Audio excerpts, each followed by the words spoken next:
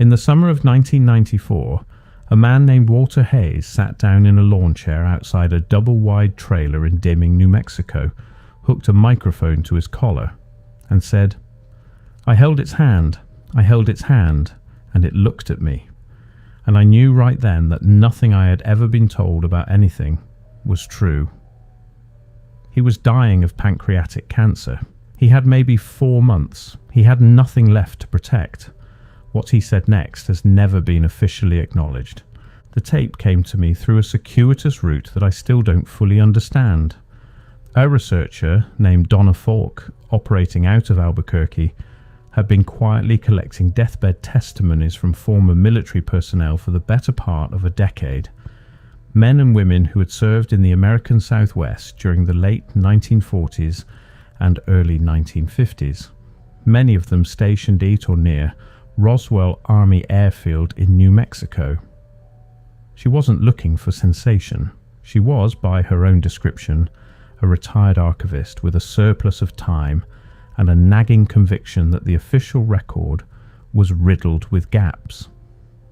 She found Walter Hayes in July of 1994 through a mutual acquaintance, a former quartermaster sergeant who had served at White Sands Proving Ground and who told Donna over the phone that there was a man she needed to meet before the cancer finished the job.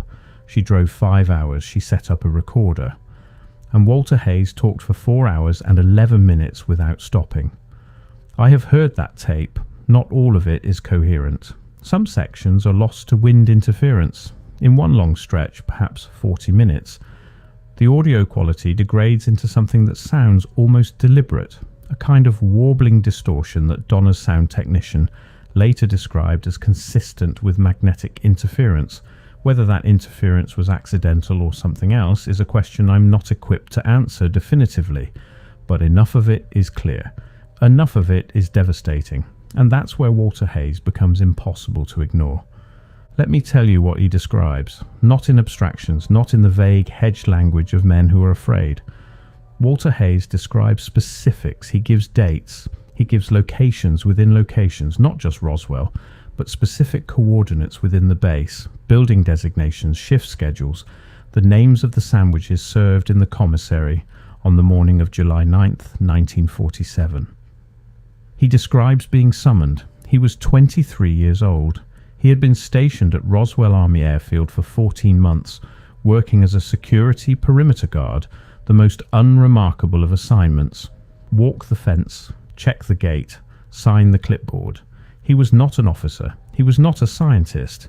He was not, by any conventional measure, the kind of man you would select for something extraordinary, which is, he suggests, precisely why they selected him. They needed someone who wouldn't ask too many questions, he says on the tape. Someone who hadn't yet learned to be ambitious. I was just a kid from Dothan, Alabama, who knew how to follow orders and keep his mouth shut. On the morning of July 9th, 2 days after the initial recovery of the crash debris from the Foster Ranch outside Corona, New Mexico, Walter Hayes was pulled from his regular rotation by a man he identifies only as the Major. He is careful not to give a full name. Whether this is a choice born of loyalty, fear, or fading memory is unclear. He refers to him as the Major throughout all 4 hours of the recording. The Major brought him to a section of the base that Walter had never accessed, Building 84. He had walked past it dozens of times. It appeared unremarkable. A low concrete structure, no windows, a single door, no signage beyond a standard restricted area placard that was, Walter notes, identical to the ones posted outside the motor pool and the quartermaster's warehouse. That's the thing nobody understands, he says. They hid it in the ordinary. They put it right next to everything else. No fanfare, no extra guards, just a door that looked like every other door on that base. He was told only 2 things before he went inside. Do not speak to it. Do not touch it unless it reaches for you first. The deeper you go into Walter's account, the more it resists easy categorization. He is not describing the wide-eyed, silver-skinned entities of science fiction. He is describing something more disquieting than that, something more specific. There were 2 of them initially, he says. One was unresponsive, lying on a table, covered by what he describes as a heavy canvas sheet. motionless in a way that he understood immediately to be permanent, dead, or something like dead. I don't know if they die the way we die, he says, but whatever it wasn't moving, and everyone in the room treated it like a thing. Not a body, a thing. The other one was seated. Walter spends nearly 20 minutes describing this being, and I want to be careful here. Not to embellish, not to dramatize, but to relay what he actually says, in the order he says it, because the sequence of his observations matters. He doesn't begin with the eyes or the head, the way a person inventing a story might. He begins with the hands. Its hands were in its lap, he says, and the first thing I thought, the very first thing, was that they looked tired, the way your grandmother's hands looked tired, like they'd done too much for too long. The hands were pale. Not white, pale. The colour, he says, of old newspaper left in the sun. The fingers were longer than human fingers, but not grotesquely so. 4 of them. No visible nails. The knuckles were pronounced in a way that made him think of erosion, of stone worn smooth by water over a very long time. He stood at the door for what he estimates was 3 minutes before he walked closer. Nobody told him to. Nobody told him not to. It turned its head when I moved, he says. Not fast, slow, like it had been expecting me for a while and wasn't in a hurry about it. Here is where the official explanation, such as it is, completely breaks down. Because what Walter describes next is not a passive specimen. It is not a body recovering from trauma, not a non-responsive entity behaving according to some animal instinct. What he describes is deliberate, attentive, curious. It looked at me the way you look at something you've already figured out, he says. Not like it was studying me, like it had finished studying me and was just looking, patient. He was inside Building 84 for approximately 3 hours on that first day. First day, because there was a second day, and a third. This raises a critical but simple question. Why Walter? He asks it himself on the tape. He spent 47 years asking it, and the answer he eventually arrives at is the one that unsettles me most, because it is not dramatic, it is bureaucratic. According to Walter, a base physician, a man he calls Doc Reeves, determined within the first 12 hours of contact that the being responded differently to different individuals, to officers, to scientists, to most of the personnel who cycled through Building 84 in those initial days. It was unresponsive, still. Present but sealed. To Walter, it oriented. Doc Reeves said it was probably my age, Walter recalls. That I was closer to something, some frequency, he said. I don't know what that means. I didn't know then either. But they kept bringing me back. He became, in effect, its guard, its companion, its point of contact, though that phrase implies a two-way communication that Walter is at pains to both affirm and complicate throughout the recording. We didn't talk, he says, not with words, but I'd be lying if I told you nothing passed between us. Something passed between us every single day. He guarded the being for 22 days. 22 days. And here's the strangest part. There are no records.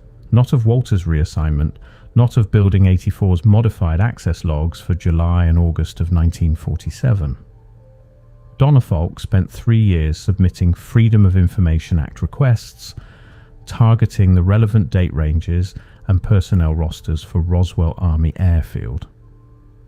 What she received, pages of heavily redacted documents in early 1997, contained a gap, July 8 through August 3, 1947. A gap of 26 days in the official duty logs for a base that was otherwise documented with bureaucratic obsessiveness. 26 days. Walter was there for 22 of them. The silence in those documents is deafening. On the 19th day, and he is precise about this, he has counted it, recounted it, apparently spent decades counting it, the being reached for him. Walter had been sitting in a folding chair approximately 4 feet from where the being was seated. This was their routine. He would arrive at 0600, he would sit, the being would orient toward him. They would remain like that. in the silence that Walter increasingly describes not as emptiness, but as fullness, until his shift ended at 1400. On the 19th day, the being extended its hand. It moved slow, he says. Everything it did was slow, like it was being careful with us, like it knew we were fragile and it didn't want to break anything. Walter reached back. I know I wasn't supposed to initiate, but it had reached first. That was the rule, and I wasn't afraid. That's the thing I want people to understand. I should have been afraid, and I wasn't. I was calm. I was the calmest I have ever been in my entire life. Their hands made contact. The being's fingers, 3 of them, he says, curling around the back of his right hand, while the 4th remained extended, were warm. Not body temperature warm. Warmer than that. He says it felt like holding something that had been sitting in the sun, and then he stops talking for almost a full minute on the tape. When he resumes, his voice is different, quieter, more careful. Something happened that I cannot explain to you in words, not because I don't want to, because words they're not built for it. It's like trying to describe a colour to someone who's never seen. I saw things, I felt things, whether it was putting them there or whether it was just opening a door I didn't know I had. I don't know. I don't know. He tries, over the next 37 minutes of the recording, to describe what he experienced during that contact. What emerges is fragmented, circular, sometimes contradictory, which is, paradoxically, what makes it feel credible. A fabricator constructs a coherent narrative. Walter Hayes is trying to translate something for which he has no vocabulary, and the failure of his language feels like evidence of something real. He describes imagery. Not visions exactly, understanding, he says, in the form of imagery. Distances. He understood distances in a way that made the distance between the Earth and the Moon feel like the space between 2 adjacent chairs. He describes pattern. A sense of pattern so pervasive and so intricate that his own life, his childhood in Dothan, his 14 months at Roswell, his placement in that building on that morning, suddenly appeared to him not as accident but as something else.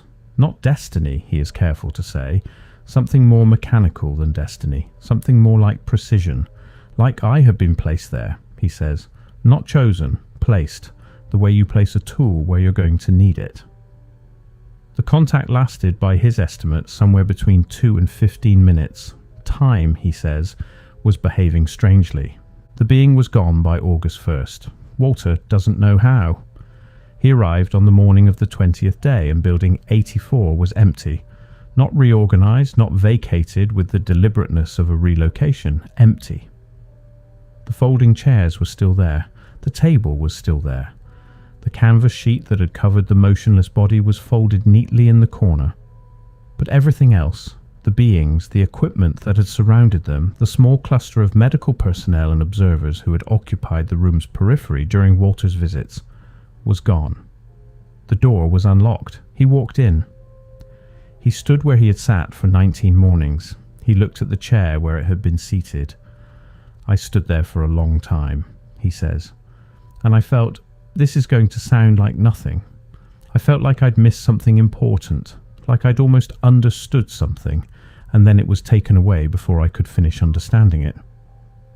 He was reassigned to fence patrol the following morning. No debrief, no official acknowledgement of what he had participated in.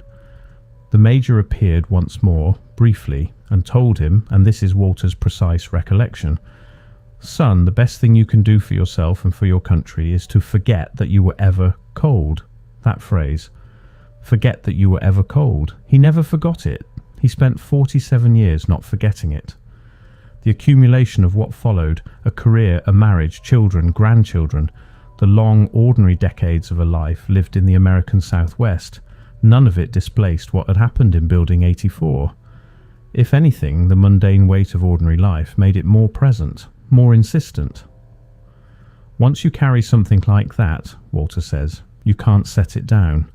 You can't unsee what was placed behind your eyes. I tried, he says quietly. Lord knows I tried. The deeper I went into the ancillary record, the fragmented documentation that surrounds the known events of July 1947, the more a specific pattern emerged. And the pattern does not repeat occasionally. It repeats with unsettling consistency. Personnel who were stationed at Roswell in the summer of 1947 and who later attempted to speak publicly, not in books, not in sensationalist venues, but in sworn affidavits, in deathbed recordings, in letters to congressmen and senators that were quietly referred back to the Department of Defense, share a remarkably uniform set of experiences in the aftermath. Reassignment within weeks of the event, separation from peers who had served alongside them, careers that were either prematurely ended or elevated in ways that insulated them from the civilian world, and, almost universally, a period of what Walter calls the forgetting years, a span of time, typically 5 to 10 years post-Roswell, in which their memories of the event became strangely inaccessible. Not suppressed, several of them note carefully, not traumatic amnesia, which has a recognizable texture, something different, something almost administered. Walter Hayes describes this period as feeling like trying to remember a dream in the middle of another dream. This raises an uncomfortable question. How many others were there? How many Walter Hayeses, ordinary men and women placed precisely, who held something extraordinary in their hands and were then reassigned to fence patrol and told to forget they were ever cold? We don't know. We may never know. Because the evidence, the specific granular human evidence of individual experience, was not preserved. It was scattered. Men died, recordings degraded, letters were lost or confiscated, or simply never written, because the people who should have written them had been persuaded somehow that their experience was not the kind of thing you wrote down. And that is where the official account becomes impossible to accept at face value. Not because it lies outright, but because it leaves these people out entirely. It has no architecture for them. It was not designed to include them, and a record that systematically excludes the most intimate human evidence of an event is not a complete record. It is a selected one. Walter Hayes died on November 14, 1994. Donna Falk attended the funeral in Deeming. She was the only person present who knew what he had told her. She has shared the tape with 3 researchers over the past 3 decades, a number deliberately kept small, she explains, because she is not interested in sensation. She is interested in preservation. The tape exists. Copies exist. Their locations are known to people she trusts. Near the end of the 4-hour recording, Walter says something that I keep returning to, something that I cannot contextualize satisfactorily, no matter how many times I replay it. The worst part, he says, isn't that they took it away. The worst part is that I think it wanted to finish. I think it was trying to give me something specific, something it knew, something it came here knowing, and we ran out of time. And I've spent my whole life wondering what the last thing was, what it was trying to hand me at the end, whether it was something small or whether it was everything, whether I almost had everything and didn't know it. He pauses. I think about the other one, the one on the table, where it went, whether there's a place it went to, whether anything of what it knew made it back. Another pause. I hope something made it back. What do we do with Walter Hayes? We can dismiss him. That is always available to us, the clean, frictionless exit of dismissal. An old man dying, who spent 47 years constructing a memory out of guilt and longing and the ordinary human need to have been part of something larger than himself. We can do that, but I keep coming back to the hands. He begins with the hands, not the eyes, not the head, the hands, the tired hands.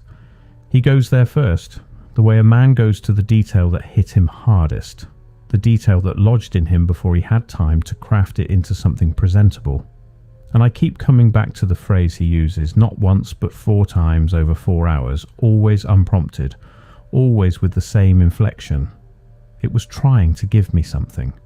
Not communicate, not transmit, not signal, give.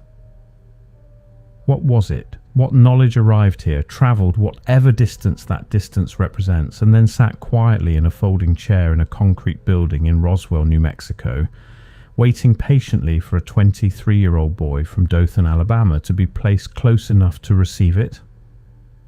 What was almost handed to us? To all of us, in those 19 days before everything went quiet and the canvas was folded into the corner and the door was left unlocked. And how many other buildings are there? How many other chairs? How many other moments where something waited with the patience of deep time for a human hand to reach back and then was taken away before the last thing could be said? Walter Hayes died not knowing what he almost understood. I'm not sure we're supposed to know either, but I find myself unable to accept that nothing was lost. Something was lost. Something was lost in Building 84 on a morning in early August 1947, when a 23-year-old man arrived for his shift and found only folded